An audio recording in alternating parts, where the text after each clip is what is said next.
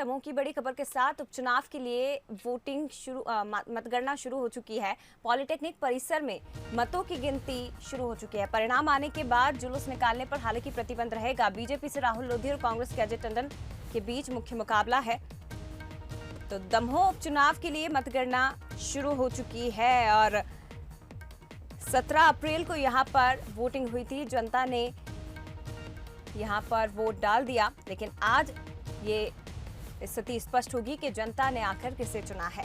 BJP से राहुल लोधी, कांग्रेस से अजय टंडन के बीच मुख्य मुकाबला यहां पर है और दोनों ही पार्टियों के लिए दमोह उपचुनाव साख का सवाल है, क्योंकि दोनों ही दलों ने यहां पर जमावड़ा लगा रखा था और लगातार रैली प्रचार प्रसार किया जा रहा था। घर घर जाकर भी जनता से अपील की गई, रोड शो किए गए और हर वो संभव कोशिश की गई कि जनता के दिलों में अपने प्रत्याशी के लिए, पार्टी के लिए जगह बनाने में कामयाब हो जाएं। और आज किसे जनता ने चुना है, ये स्थिति स्पष्ट हो जाएगी। उपचुनाव के लिए मतगणना शुरू हो चुकी है। 8 बजे ये मतगणना शुरू हुई। वोटों की गिनती लगातार जारी है।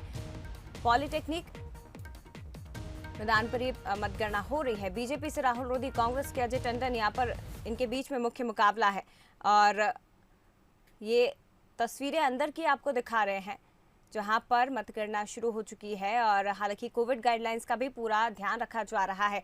इसके साथ ही जो भी प्रत्याशी जीतेगा, जिस भी पार्टी की जीत होगी, जुलूस नहीं निकाला जा सकता। खुशी मनानी है, जश्न मनाना है, लेकिन रैली के रूप में नहीं, जुलूस के रूप में नहीं, बल्कि कोविड गाइडलाइन का पूरी तरह से पालन करना जरूरी है।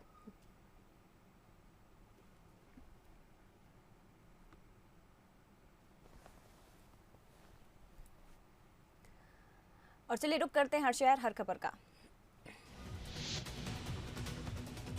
कोरोना टीकाकरण को लेकर पूर्व सीएम कमलनाथ ने प्रदेश सरकार पर निशाना साधा। कमलनाथ ने ट्वीट कर सरकार पर कई आरोप लगाए। कमलनाथ ने ट्वीट किया कि टीकाकरण के नाम पर प्रदेश के युवाओं के साथ धोखा हुआ है।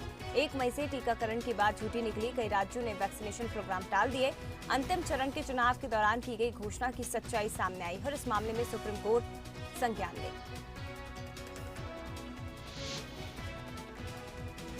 नरसिंहपुर के करेली में 8 करोड़ की कोरोना वैक्सीन से लदा ट्रक 10 घंटे लावारिस खड़ा रहा। पुलिस और प्रशासन को इसकी जानकारी लगने के बाद हड़कंप मच गया। ड्राइवर की तलाश शुरू हुई। मौके पर तहसीलदार भी पहुंचे। संबंध में जिला टीकाकरण अधिकारी को सूचना दी गई। पुलिस ने कंपनी के अधिकारियों से संपर्क कर ड्राइवर के मोबाइल नंबर की लोकेशन ट्रेस कराई, जो कि 15 किलोमीटर दूर नरसिंहपुर बाईपास के आगे 4 लेन किनारे झाड़ियों में पड़ा मिला। पुलिस को शुरुआती जांच में पता चला कि ट्रक हैदराबाद से पंजाब जा रहा था। झाड़ियों में ड्राइवर मोबाइल फेंककर भाग गया। जांच में पता चला कि ड्राइवर का नाम विकास मिश्रा है, जिसकी उम्र 22 साल है, जो यूपी के अमेठी का रहने वाला है। वहीं वैक्सीन का ट्रांसपोर्टेशन कर रही कंपनी के अधिकारियों से पुलिस की बात हुई तो उन्होंने बताया कि नागपुर से दूसरा ड्राइवर भेजा गया है। पेट्रोलिंग के दौरान करीबन दोपहर में 1 बजे जानकारी मिली। वहाँ की न्यू बस स्टैंड के पास एक लावारिस हालत में ट्रक काफ़ी देर से खड़ा है और उसका जो एसी है वो चालू हालत में है। जब मौके पर जाके देखा गया तो जो ट्रक में कोई भी ड्राइवर कंडक्टर नहीं था। फिर उसमें लिखे जो कुछ दस्तावेज मिले, दस्तावेज से जानकारी मिली कि ये जो ट्रक है उसमें कोवैक्सीन जो कोरोना वायरस की वैक्सीन है वो भरी हुई है। 364 बाग मतलब है, बिल भी उसमें लगा हुआ है। तब उसमें लिखे कुछ ना मोबाइल नंबर से संपर्क किया गया उसके ट्रांसपोर्ट कंपनी से, TCI करके गुड़गांव की कंपनी है। तो उस ट्रांसपोर्टर से बात हुई तो उसने बोला कि ड्राइवर से वो लगातार संपर्क कर रहे हैं, लेकिन संपर्क नहीं हो पा रहा है। आज इधर ग्वालियर जिले को 1000 रेमडेसिविर इंजेक्शन मिले हैं। सीएम शिवराज और ज्योतिरादित्य सिंधिया की पड़ताल पर इसकी जल्द से जल्द आपूर्ति सुनिश्चित की गई। फिलहाल जिला अस्पतालों को 750 और निजी अस्पतालों को 250 इंजेक्शन दिए गए हैं। मंत्री प्रद्युमन सिंह तोमर ने इस मौके पर कहा कि हमारी सरकार की पूरी टीम की दिन रात काम कर रही है। हम सब मिलकर आपदा पर जीत हासिल करने में सफल होंगे।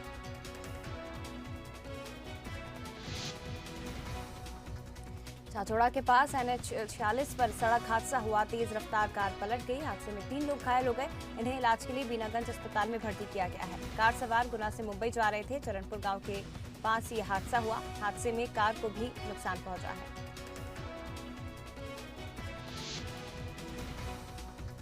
कोरोना महामारी में जरूरतमंदों की मदद के लिए कई हाथ आगे बढ़े हैं। कोरबा में 7वीं क्लास के एक स्टूडेंट्स ने इसके लिए अपनी गुल्लक तोड़ दी। 12 साल का सतीश अपनी जन्मदिन की पार्टी के लिए पैसे जोड़ रहा था, लेकिन उसने इस रकम से लॉकडाउन में बेरोजगार हुए लोगों की मदद का फैसला लिया। सतीश मुख्यमंत्री राहत कोष में पैसा जमा कराने तहसील कार्यालय पहुंचा। गुल्लक में 410 रुपए निकले, जिसे उसने दान कर दिया। जो पापा मम्मी मुझे पॉकेट मनी देते थे और कोई भी मेहमान आते थे, वो जब मुझे देते थे तो वो मैं अपने गुल्लक में जमा करके रखता था। और आज जब मैं उसको डोनेट करने गया तब तहसीलदार साहब के द्वारा उसे तोड़ा गया और उसमें से 410 रुपये निकले।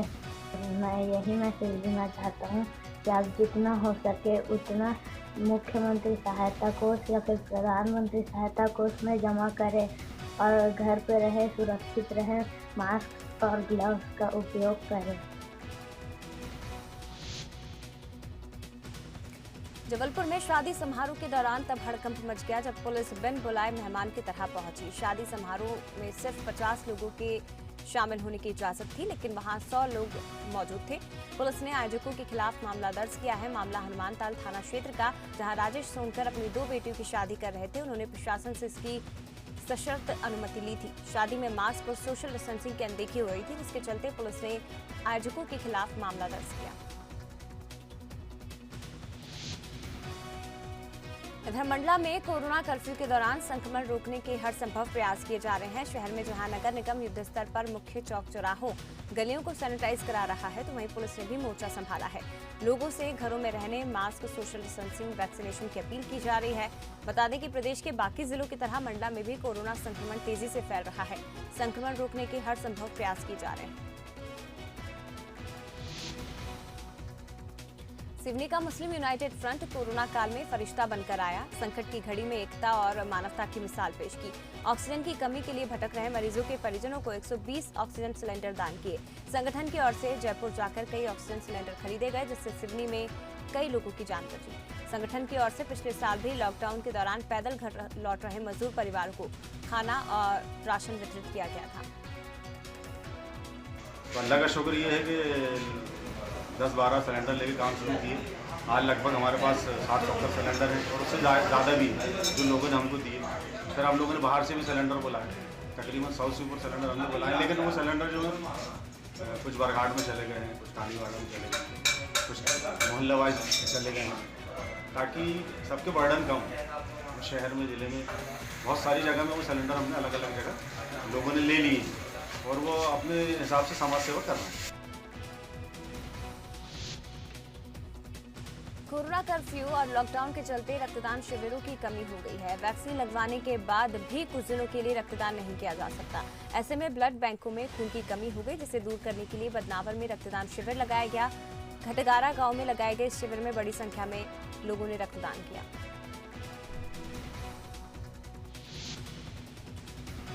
इंदौर में एमवाय अस्पताल में 100 बेड का कोविड सेंटर बनेगा। प्रशासनिक अधिकारियों और जनप्रतिनिधियों की संयुक्त टीम ने एमवाय अस्पताल का निरीक्षण किया। एमवाय अस्पताल में 20 बेड आईसीयू, 40 एचडीयू और 40 ऑक्सीजन बेड होंगे।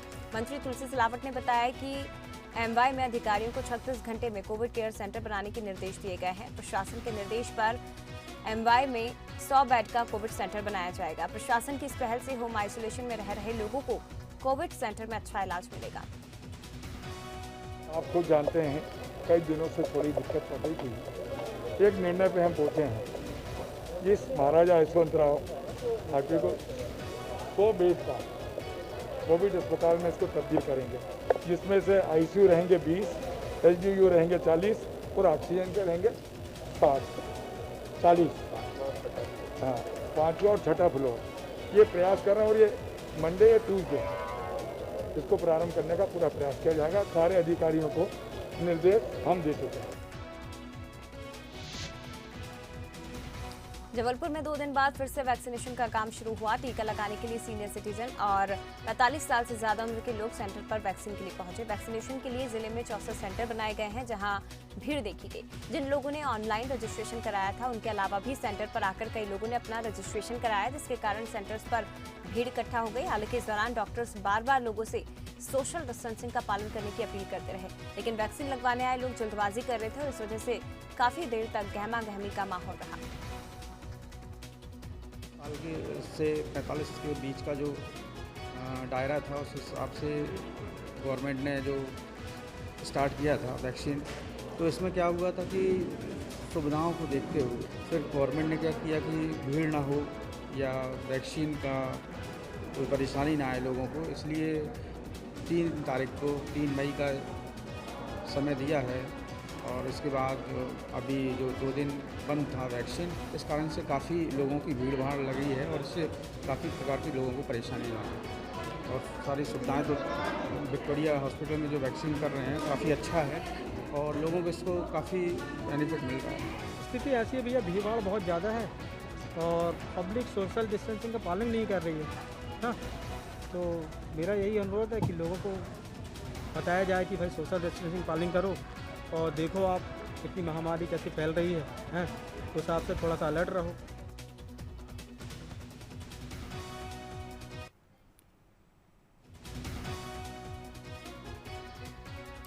अंबिकापुर पुलिस ने वाहन चालक पर फायरिंग के आरोपी पिता पुत्र को गिरफ्तार किया, जबकि एक आरोपी फरार है। दरअसल भगवानपुर खुर्द इलाके में पिछले दिनों कृष्णा कुशवाहा पर अज्ञात नकाबपोश ने फायरिंग की थी। पुलिस की जांच में ये बात सामने आई कि दोनों ने पुरानी रंजिश के चलते कृष्णा कुशवाहा को निशाना बनाया। पुलिस और प्रशासन की लाख कोशिशों के बावजूद रेमडेसिविर इंजेक्शन की कालाबाजारी थमने का नाम नहीं ले रही है। खरगोन पुलिस ने रेमडेसिविर इंजेक्शन के साथ 3 आरोपियों को गिरफ्तार किया। पकड़े गए आरोपियों में से एक शहरी प्राथमिक स्वास्थ्य केंद्र का स्वास्थ्यकर्मी है। पुलिस ने आरोपियों के पास से मिले 3 रेमडेसिविर इंजेक्शन जब्त किए हैं।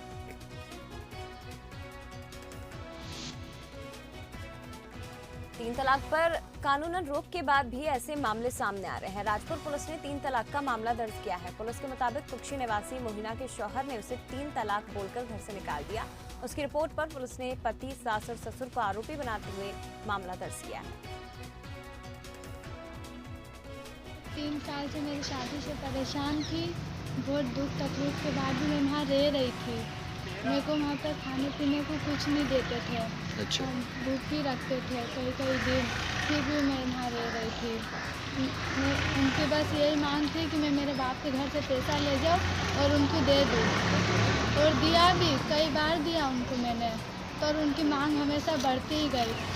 बस वो जब पैसा नहीं रहता, जब मारपीट कर लेते और मेरे को बोलते, मेरे को मेरे घर भेज देते कि जा पैसा लेके आ। एक फरियादिया मोहिना करके थाने पे आई थी, जिसका ये कहना था कि उसके जो पति है, जब से शादी हुई है तब से दहेज के लिए मारपीट करते थे और उसके बाद उसका पति के द्वारा रात में उसको 3 बार तलाक देकर उसके साथ उसको तलाक दिया गया, जिस समय में हमारे यहाँ FIR प्रकरण पंजीबद्ध किया गया है और मामले की विवेचना की जा रही है। भिंड जिला अस्पताल में बाहरी मरीजों को नहीं रोका गया तो हालात बेहद खराब हो सकते हैं। ये बात पूर्व विधायक नरेंद्र सिंह कुशवाहा ने कही। उनके मुताबिक जिला अस्पताल में लगातार आसपास के जिलों से मरीज आ रहे हैं, जबकि जिले में कोरोना से हालात पहले से खराब है। इसके मद्देनजर जिला प्रशासन और स्वास्थ्य विभाग को तत्काल इस पर रोक लगानी चाहिए। बालोद के डोंडी लोहारा में लॉकडाउन के उल्लंघन के मामले आए दिन सामने आ रहे हैं, जिसको लेकर प्रशासन की कार्रवाई देखने को मिल रही है। प्रशासन ने इसके चलते किराना दुकान सील कर दी, जहां से चोरी छिपे सामान बेचा जा रहा था। नायब तहसीलदार राष्ट्रीय पांडे ने कार्रवाई करते हुए दुकान सील की। कोरोना कर्फ्यू के चलते कई परिवार और बेसहारा लोगों के सामने रोजी रोटी का संकट खड़ा हो गया है। आपदा के दौर में भी कई लोग फरिश्ता बनकर सामने आए। खंडवा में मुस्लिम मंसूरी समाज के युवा कोरोना मरीजों के परिजनों को खाना खिला रहे हैं। इसके साथ ही फुटपाथ पर रहने वाले बेसहारा लोगों की भी देखभाल कर रहे हैं। उनके लिए राशन पानी और भोजन का इंतजाम कर रहे हैं। स्वार्थक रूप से हैं और हम लोग पूरे लोग मिलके जो ज़रूरतमंद लोग हैं उनको खाना पानी बिस्किट और जो भी उनकी सहायता करते बने, हम सब मिलके उनकी सहायता कर रहे हैं। और हम लोग सभी मिलके चाहते हैं कि खंडवा में दादाजी की नगरी में लोग भूखे नहीं सोए। और पुलिस प्रशासन को हम पानी की बोतल, बिस्किट और जो भी चीज़ें हैं वो सब उनको भी दे रहे हैं। और बाकी खंडवा में जो जो ज़रूरतमंद लोग हैं उनको सभी को सारी चीज़ें सुविधा उपलब्ध करा रहे हैं। कोरोना महामारी को देखते हुए जैसे ही लॉकडाउन की हमें आशंका मालूम पड़ी तो समस्त मुस्लिम जिला मंसूरी समाज ने फिर यहाँ निर्णय लिया कि जब तक लॉकडाउन रहेगा तब तक हम मरीज के परिजनों को भोजन वितरित करते रहेंगे और उन्हें किसी प्रकार की कोई तकलीफ ना हो। ये स्थिति को देखते हुए हमने फिर निर्णय लिया कि हम यहाँ पर भोजन वितरित करेंगे। कोरोना कर्फ्यू को लेकर पुलिस मंडला में बेहद गंभीर है। शहर के चौक चौराहों पर भारी संख्या में पुलिस बल तैनात है, जो दिन रात मुस्तैद रहते हैं। हर आने जाने वाले से बाहर निकलने का कारण पूछा जाता है। बेवजह बाहर निकले लोगों से जुर्माना वसूला जा रहा है। पुलिस का मानना है कि कोरोना में कमी आम आदमी के ऊपर भी निर्भर करती है। कोरोना गाइडलाइन का पालन करते रहेंगे तो महामारी से बच सकेंगे। रायसेन में कोरोना वायरस के चलते कोरोना कर्फ्यू का सख्ती से पालन कराया जा रहा है। बेवजह घूम रहे लोगों को महामाया चौक पर बनाई गई खुली जेल में रखा उन्हें शपथ दिलाई जा रही है। पुलिस और प्रशासन के अधिकारी कोरोना कर्फ्यू का पालन कराने में जुटे हैं। इसे तोड़ने वालों पर सख्ती भी हो रही है। रहटी नगर परिषद ने कमिश्नर कविंद्र कियावत और कलेक्टर अजय गुप्ता की पहल से नया प्रयोग किया। कोरोना से बचाव के लिए प्रेशर कुकर से भाप बनाने की तकनीक का डेमो किया। लोगों से अपने घरों में इससे सुबह शाम भाप लेने की अपील की। नगर परिषद का मानना है कि भाप लेने से कोरोना संक्रमण शरीर के अंदर नहीं फैलेगा, सभी सुरक्षित रहेंगे।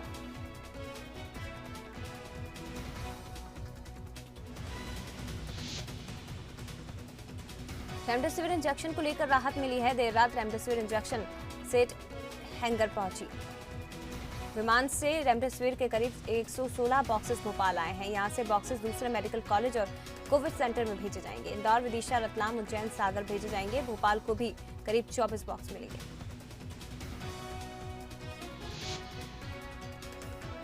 मध्य प्रदेश में अब माइक्रो और मिनी कंटेनमेंट जोन बनाए जाएंगे। सरकार ने नगरीय निकायों को इसकी जिम्मेदारी दी है। संक्रमित इलाकों को चिन्हित करने और वहां से संक्रमण रोकने के निर्देश दिए गए हैं। इंदौर ने जहां 7 दिन के लिए 22 माइक्रो कंटेनमेंट बनाए, तो वहीं भोपाल में 8000 मरीज होम आइसोलेशन में हैं। 75% से ज्यादा मरीज घर पर ठीक हो रहे हैं। फिलहाल भोपाल में 13,000 के करीब एक्टिव केस हैं। कोरोना मरीजों की जान बचाने में डॉक्टर दिन रात एक कर देते हैं। दूसरी तरफ उन्हें सिफारिशों और धमकियों से भी जूझना पड़ रहा है। मामला ग्वालियर का, जहां एक महिला डॉक्टर ने सोशल मीडिया के जरिए अपनी आपबीती बताई। Doctor Jyoti Singh dental surgeon है। उनके मुताबिक जनप्रतिनिधियों के नाम पर उन्हें धमकाया जा रहा है। किसी खास मरीज को पहले देखने का दबाव बनाया जा रहा है। सिफारिश और धूस देकर उन्हें प्रताड़ित किया जा रहा है। एक मुझे बहुत बड़ी समस्या आ रही है। 4 दिन से एक व्यक्ति, जिसे मैं नहीं जानती वो कौन है, वो अलग अलग तरह के मरीजों को लेकर हमारे यहाँ आता है और हमसे बोलता है कि मैं नरेंद्र सिंह तोमर जी के यहाँ से आया हूँ, तो आप मेरी पहले जांच करिए। आज चौथा दिन है। वो व्यक्ति आज फिर से हमारे यहाँ जांच कराने आया, फिर से 3-4 लोगों को लेकर आया और आज उसने आकर हॉस्पिटल में बहुत ही माहौल ख़राब कर दिया। उसने पहले तो जांच के लिए हमें बहुत ही ज़्यादा फोर्स किया कि मैं नरेंद्र सिंह तोमर जी के यहाँ से आया हूँ, आप पहले मेरी जांच करें।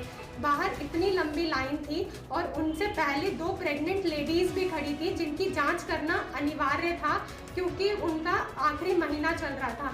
ऐसे में मैंने उनसे कहा कि आप थोड़ी देर रुक जाइए, आपसे निवेदन है, लेकिन उन्होंने ये बात ना सुनते हुए मुझ पर चिल्लाना शुरू कर दिया कि आप मेरा कर रही हैं कि नहीं कर रही हैं, आप मुझे जानती नहीं हैं, मैं कहाँ से आया हूँ और क्या कर सकता हूँ।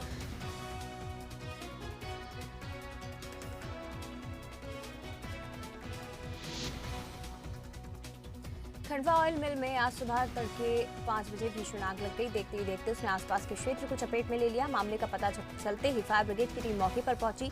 कड़ी मशक्कत के बाद आग पर काबू पाया गया। मिल में आग लगने का कारण अभी साफ नहीं है। पुलिस जांच में जुटी है। आसपास के औद्योगिक क्षेत्र होने से कई और मिल और फैक्ट्रियां थी। समय रहते आग पर काबू पाने से बड़ी घटना होने से बच गई।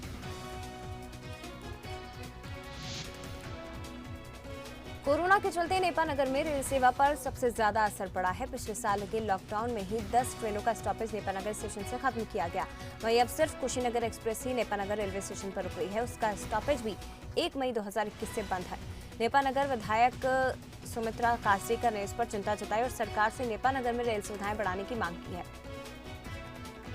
कुशीनगर राज्य एक्सप्रेस जो अभी स्टॉपेज हो रही थी यहाँ नेपानगर में, पर अभी आज की तारीख लास्ट तारीख मुझे साहब ने भी फ़ोन करके बताए थे कि आज मैडम लास्ट डेट है, तो इसको आगे बढ़ाने के लिए, इसलिए मैं इनसे जानकारी लेने आई हूँ यहाँ रेलवे स्टेशन में।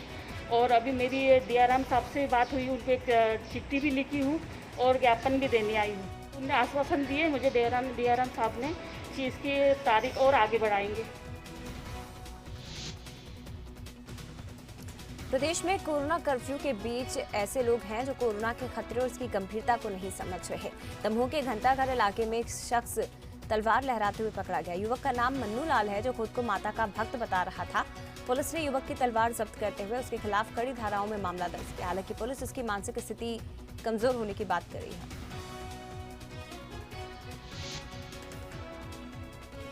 जांजगीर चांपा के मुलमुला थाने में आरक्षक और थाना प्रभारी के बीच मारपीट हो गई। एसपी ने इसके चलते आरक्षक रामचरण ठाकुर को निलंबित कर दिया। बताया जा रहा है कि आरक्षक रामचरण ने निजी काम से 2 घंटे की छुट्टी मांगी थी, जिससे इनकार करने पर दोनों के बीच बहस हो गई।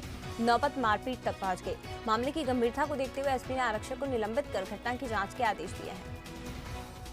ये आरक्षक रामचरण ठाकुर जो कि थाना मुलमुला में पदस्थ है, जिसके द्वारा टीआई से छुट्टी मांगी गई और टीआई के द्वारा जब उसे लॉकडाउन का हवाला देते हुए अभी छुट्टी देने से मना किया गया, तो उसके द्वारा टीआई के साथ हुज्जतबाजी की गई और मारपीट पर वो उतारू हो गया था। इस मामले की गंभीरता को देखते हुए पुलिस अधीक्षक महोदय के द्वारा आरक्षक रामचरण ठाकुर को तत्काल प्रभाव से निलंबित कर दिया गया है और डीएसपी IUCAW को इस मामले में जाँच हेतु निर्देशित किया गया है।